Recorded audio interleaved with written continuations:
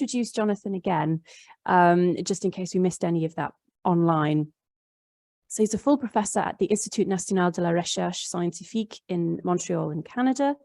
He's the scientific head of the Laboratory on New Digital Environments and Cultural Intermediation. And he's funded that lab as part of the Canada Research Chair in Digital Culture, which he's held since 2012. His most recent edited volumes include Algorithmic Culture from Routledge in 2016 and The Cultural Life of Machine Learning from Palgrave in 2020. And I will hand over now to Jonathan for his talk. Thank you very much.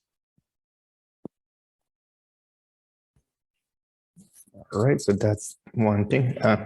And then here, share.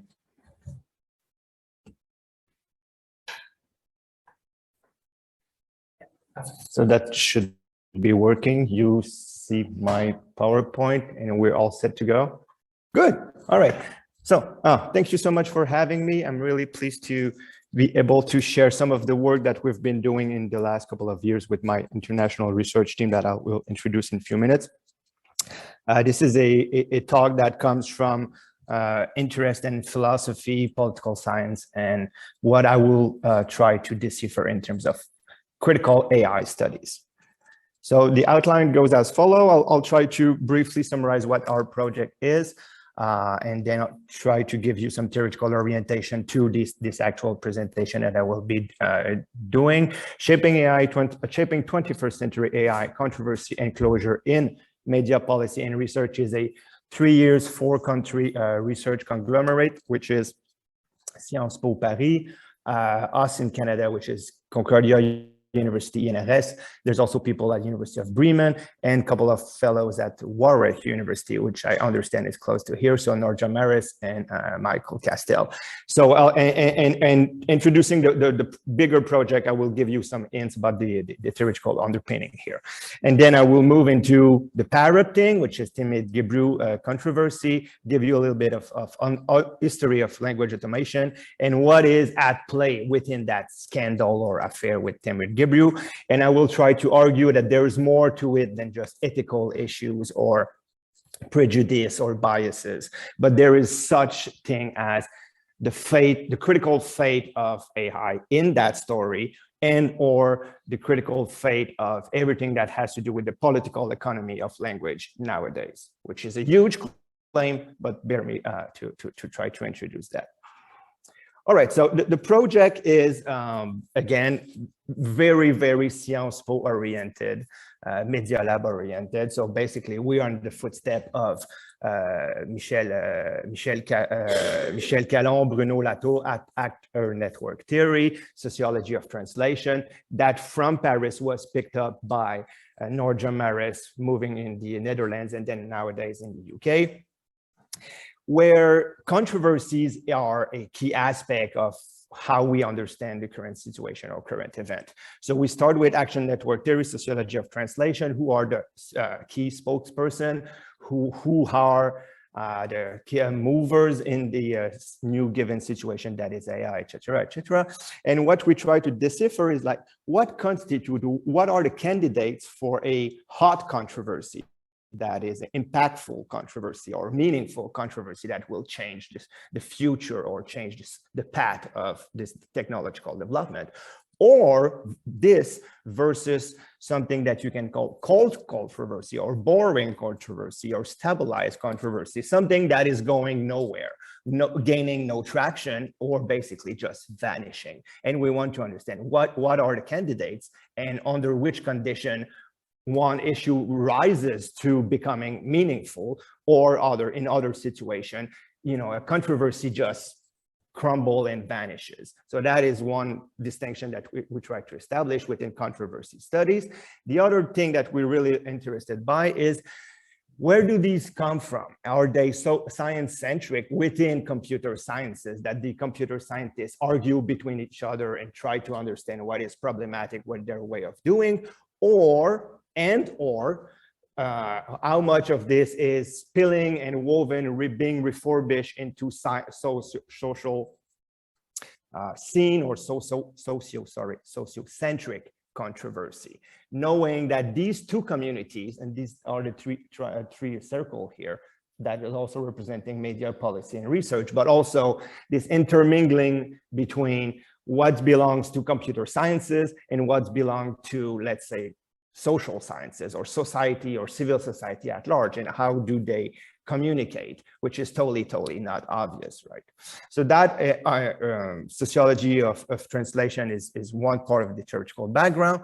The other part is something that we love to see ourselves in that line, which is Luc Boltanski, Sociologie de la critique, which is a non-Bourdieusian attack or non-Bourdieusian approach, sorry, to doing sociology, which look at the critical capacity of social actors first, prior to critical sociology. So basically what I'm going to try in this talk is to say, okay, what are the actors at play trying to make sense of their situation and see what is problematic in their own situation as a springboard to think anew some sort of critical theory or critical AI studies. So these are the two main aspects of our background for this entire project. And again, the bullseye would be like, what is in between media policy and research? What are the controversies that touches these three things? Okay, so of course there is a lot of controversy out there. They wash ashore pretty much every week, right? That you have any given month, or if not weeks, something new and crazy about AI that people will say, okay, that's the buzz, that's the fuzz, and let's talk about it. So that is one of the latest example. Most probably you heard about Blake Lemoine, who's a bizarre kind of figure within the Google world, whom I would say 2 weeks ago, maybe 3 weeks ago, argued that its chatbot was becoming sentient because he had exchanges with this chatbot. And then he tried to convince Google, the management of Google, that that was the case. And they were, of course, not happy, and they put him on leave. And that creates some sort of fuzz. You have a lot of, Wire magazine, Mashable magazine, and all the way up to the Washington Post, and actually the first story came in the Washington Post. And that is a story. The question is how sustainable this controversy is. How much of a roller coaster or spinning ball is this gonna engage to the point where it's gonna change consciousness and stuff like that. And my argument here is that this one is a good candidate, but not enough. So is the question about the sentient is really bizarre, also because this Blake Lemoine is really bizarre. And the article are not as important as the tweets, because the tweets is where, surprisingly, even though he's the one who said, hey, my chatbot was sentient, when you look at the tweets, you say, well, that's not exactly the point. It's really easy to attract media coverage because of the hype and stuff like that when you say this kind of stuff.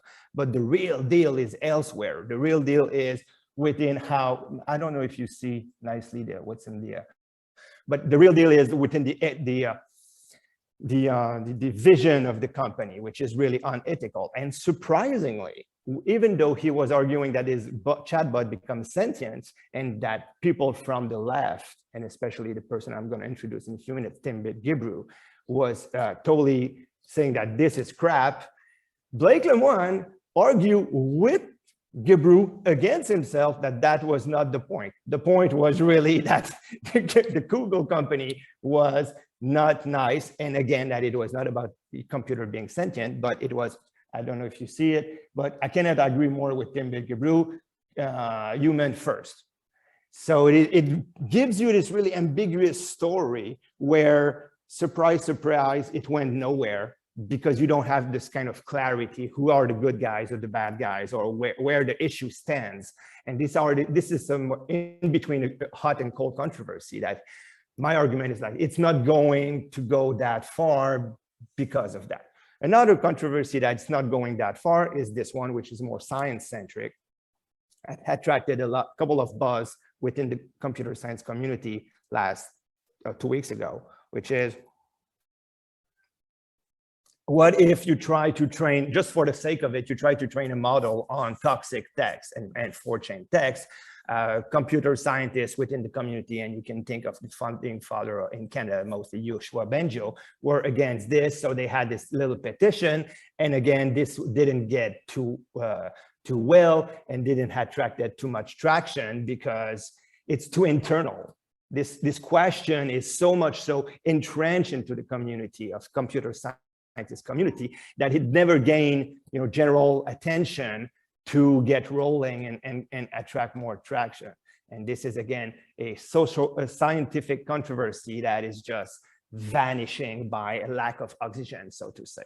So you have all of these controversies here and there that are not changing the real path of these technological development, all the way to this one, which is another totally other beast, which is the Timbit Gibru story about how she got fired from Google around this text on the danger of scoatic parrot. And this is the central topic of my presentation.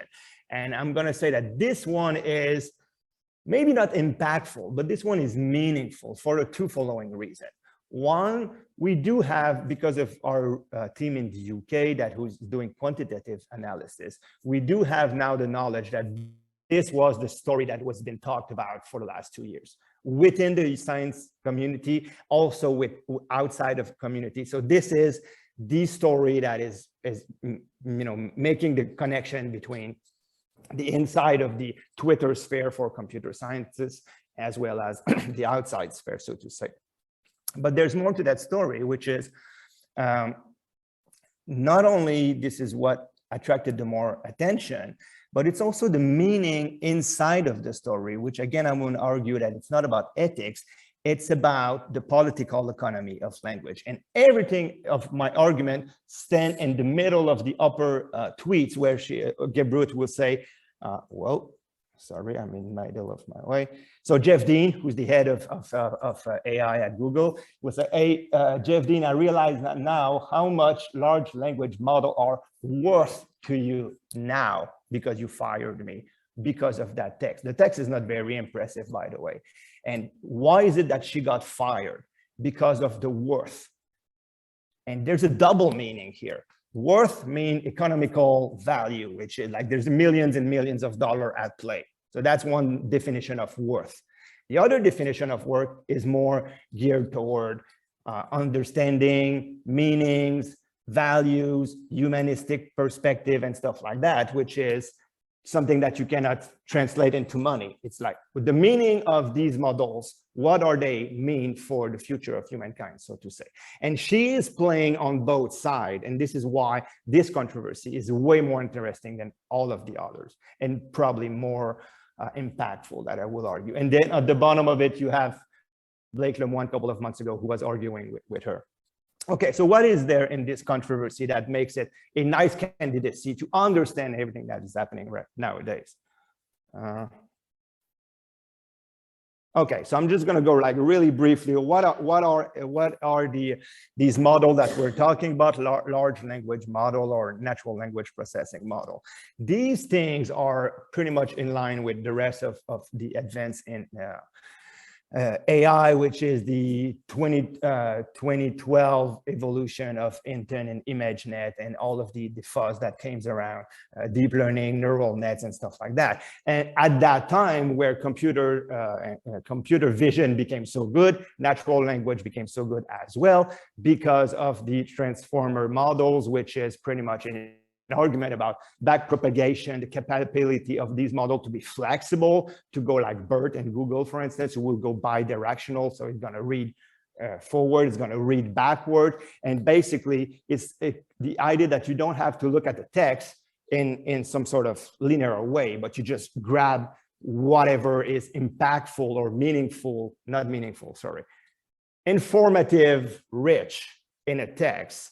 And then you regress and you try to sort this out, the information that is important, in order to make something happen out of this, which is determining at the bottom of when you move into 2017, attention is all you need.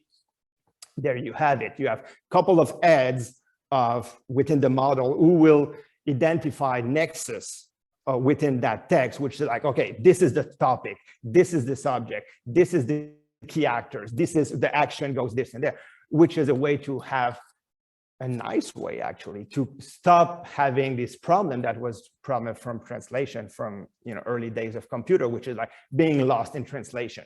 These machines and these models are really, really good at not being lost in translation nowadays. So from these to the latest example, which is this, that is imagined last from image, computer vision to natural language processing model that Google have developed. That's part of the Google program. And you can say how clever it has become. So I'm just going to put your attention to the first image, the middle image at the top, which is you have a dog inside of a bunch of sushi, and the computer natural language vision / computer vision is able to say, well, that's a picture of a cute corgi living in a house made out of sushi, which is, from a technological point of view, you can say, well, that is that. I mean, it's rather clever that the image is being able to be reorganized, resorted, reassembled into something that is close to what we might call an understanding. And this is exactly where the problem is. What is this? Is this understanding, or is this only mathematics? And that is where the problem becomes, because of course, all of these big players, all of these companies will try to make go the bridge and say, we're not only about mathematics here, we are really, really in the business of understanding the meaning of what's going on. So you have countless examples from Mark Zuckerberg, who will say, well, Facebook is about understanding what people share on the platform, to this example, the blue example on top here, which is Cohere, which is a Toronto-based company, who will be having no shame whatsoever, claiming that they do understand the meaning, intent of what people share, or something like that, close to that. But you understand the argument is like, these companies translate their technological prowess into tremendous claim about their capability to really understand meanings and values, which is something of a stretch that they are really willing to do, and where us, most probably critical thinkers, are not exactly prone to do. So what we can argue against this is that basically what you now have, even though with the cute corgi in the sushi house, basically you only have a repetition of clever ants, which is a horse in the 18th century in Germany, who was the owner was pretending that the horse was able to learn well, numbers mostly. He was able to calculate, which was just basically a scam, right? And so the argument goes like, what is there by companies to pretend that they understand meanings, and what is only a simulation or simulacrum of this, or only a syndrome of ants the clever? And so you have many good arguments about, like Paulus, for instance, at the bottom of your screen. Even basically a realistic point of view here will be like, well, you know, it doesn't have to be perfect. It just have to be good enough for you to pretend that you understand stuff, and then you will transform it into something real, which is even a simulacrum of understanding has been good enough for natural language processing.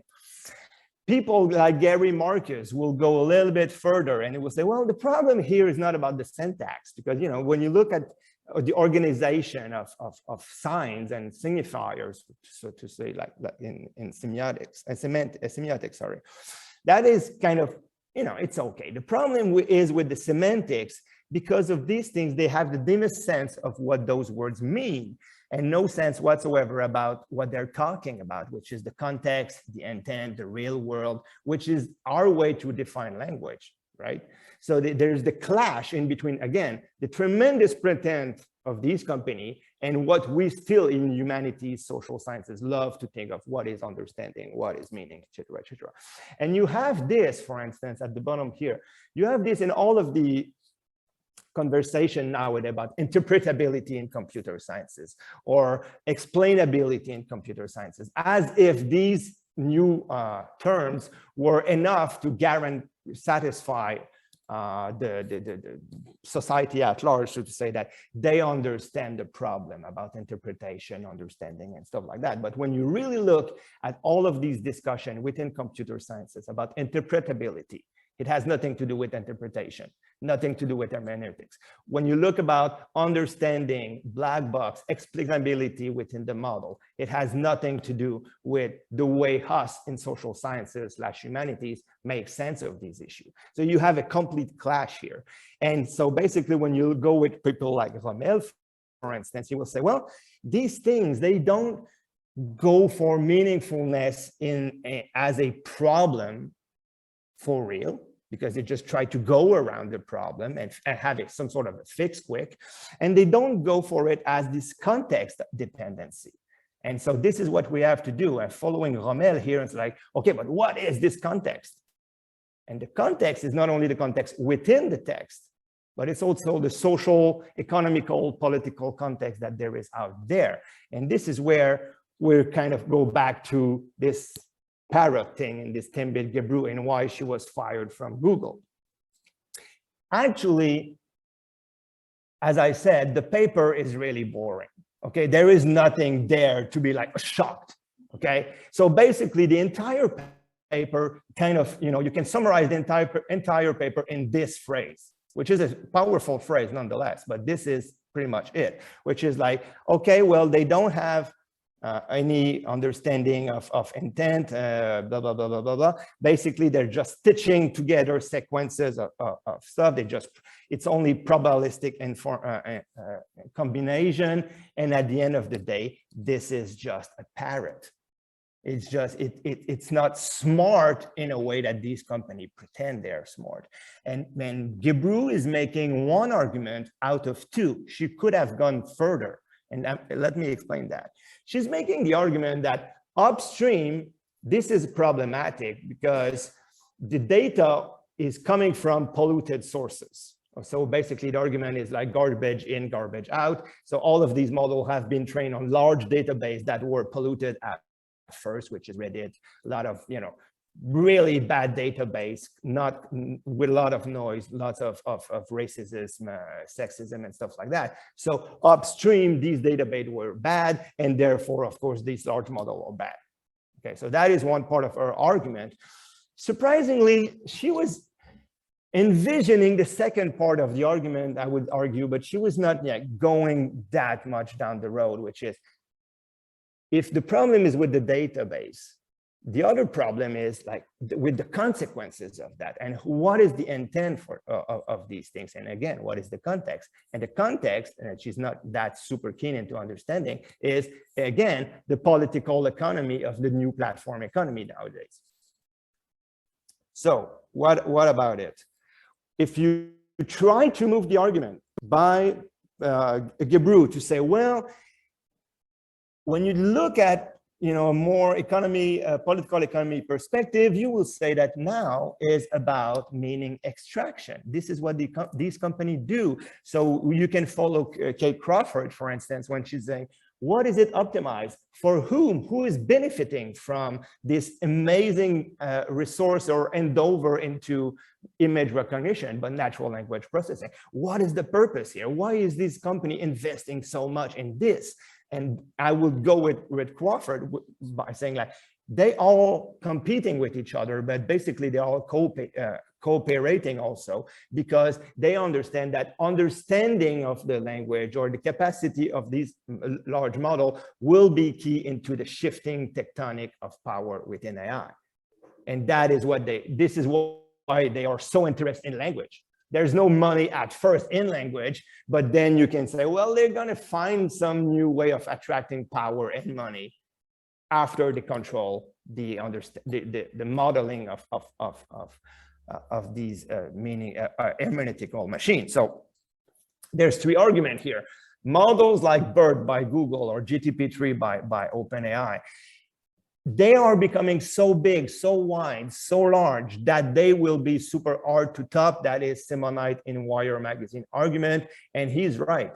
I mean, the competition in between the big player and the small player is becoming unbearable nowadays because they have access to way more data, and their models are developing way faster than all of the rest of the field. And again, this is exactly enabling them to gain power and resources. You can also say with King Birch, for instance, who's a scholar at York University, and Musetti, who's in France, that by these company or for these company platforms, Google-like, Amazon-like, and so on and so forth, language become a form of asset. And these models become a form of asset in this new neoliberal trend that we call assetization. When you take something that is free, publicly developed for thousands and thousands of years, like language, and you try to pretend that this is your asset, because GTP3, for instance, will give you copyright on what the model is producing, you're privatizing language as a public resource. So that is becoming a new form of asset that assetization will capture. And also then you move into platform meaning extraction, which I think is a really underdeveloped but still powerful concept to play with. And I think that Deshaev and others here were really able to capture what's at stake here. Okay, so one last slide to say, then Gebru. What about Gebru in that? She was mostly, when she was fired, and you still follow her Twitter account nowadays, she is still arguing about colonialism, sexism, racism, and this. And she's not understanding maybe not the entire story, but she's a really interesting and key figure, because from a sociology de la critique, or critical capacity, she is an insider who turns kind of against these big platforms. And she was able to say, okay, stop, no more. You have to break the cycle and say, okay, there's something that is really weird in there. And so basically, Gebru, as in her status of an insider, she is probably, not necessarily, but most probably, able to get this controversy rolling. We don't know all the way up to where, but it's interesting because she's trying something at least. And she was followed by other important scholars within Google, well, who got fired as well, of course. So Anna, for instance, Whitaker, for instance, who were going with her and say, well, basically, the Gebru story is about silencing criticism, and for the sake that these company just want to have their say and having their own interest being put first. Herself, Tinbit Gebru, in that tweet, which I think is an amazing tweet, where she's like, this is entirely garbage, responsible AI, everything that you want to do, like some sort of deal with these giant companies, forget about it. They're evil, which is a little bit overstatement, but still, I mean, I like the stand, which is a practical, what I call practical reflexivity. It's about criticism, it's about controversy within the field. We say, okay, well, they fired me, they have no shame, there is no hope in there, but there is still something that can be done, which she will call external accountability. So you don't have to wait for answer coming within the field of computer sciences and large language model. You have to say, we need to know enough to be engaging with this conversation, but we also have to be a little bit outsiders, exactly that, to be able to push back. And she's trying, and this is what I think is so amazing about Tinbit Gebru nowadays. She's trying to find herself in this kind of sweet position in between, like, I know enough about these models to be able to criticize them, but I'm not part of this company anymore, so I can just say whatever I feel like. And maybe, just maybe, because of this position, she is creating something like an impactful, meaningful controversy that might, not necessarily, but might go further down in the history book for being a single point in the latest 10 years history of where you have an inflection in between, like, these language models were developed, and at one point we say, like, whoa, this is weird. Maybe we should think about it, take a step back. So this is a possibility here, and I will stop here. All right, thank you so much.